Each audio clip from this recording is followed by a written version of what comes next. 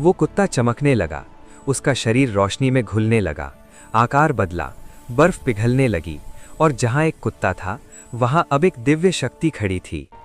वो कुत्ता कोई साधारण कुत्ता नहीं था, वो थे साक्षात धर्मदेव, स्वयं धर्म, युधिष्ठिर के पितामह। सफेद सोने के वस्त्र, चेहरे पर शांति, आंखों में गर्व। उन्होंने कहा, मैं तुम्हारी परीक्षा ले रहा था पुत्र, और तुम पास हो गए। और फिर युधिष्ठिर ने स्वर्ग में कदम रखा।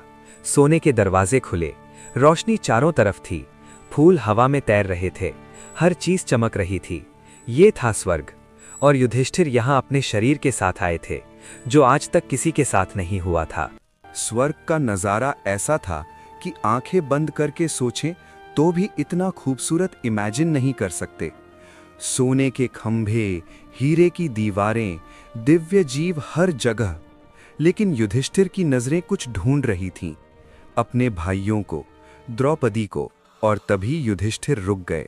उनका पूरा शरीर अकड़ गया, उनकी आंखें फैल गईं, उनकी मुट्ठियां कस गईं, क्योंकि उन्होंने कुछ ऐसा देखा जिसने उनके विश्वास की नींव हिला दी। दुर्योधन, हाँ, वही दुर्योधन, सोने के सिंहासन पर बैठा हुआ, आराम से मुस्कुराते हुए, स्वर्ग में। वो इंसान जिसने द्रौपदी का अपमान किया, जिसने युद्ध करवाया, जिसने लाखों लोगों की जान ली, वो स्वर्ग में सुख भोग रहा था। युधिष्ठिर का खून खौल गया। पहली बार वो इंसान जिसने कभी गुस्सा नहीं दिखाया, उसके चेहरे पर आग थी। उन्होंने पूछा, ये कैसे हो सकता है? ये अधर्मी यहाँ है तो मेरे भाई कहाँ हैं?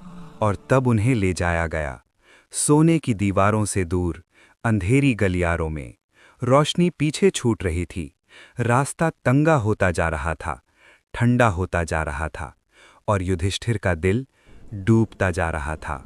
और फिर वो पहुंचे एक ऐसी जगह जिसे देखकर उनकी सांसें रुक गईं। अंधेरा, गहरी चीखें, लाल धुंध। ये था नरक।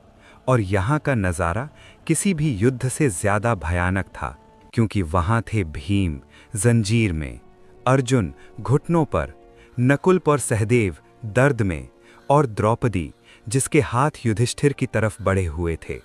सब दुख में थे, सब तकलीफ में थे, और युधिष्ठिर कुछ नहीं कर सकते थे। युधिष्ठिर टूट गए, घुटनों पर आ गए, रो पड़े, जोर से, बिना रोके। उन्होंने चिल्लाकर कहा, अगर यही इंसाफ है तो मुझे भी यहीं रहने दो, मैं अपने भाइयों के साथ रहूंगा, स्वर्ग नहीं चाहिए मुझे। और ये थे युधिष्ठिर, जिन्होंने स्वर्ग त्याग दिया एक कुत्ते के लिए, और अब नरक चुन रहे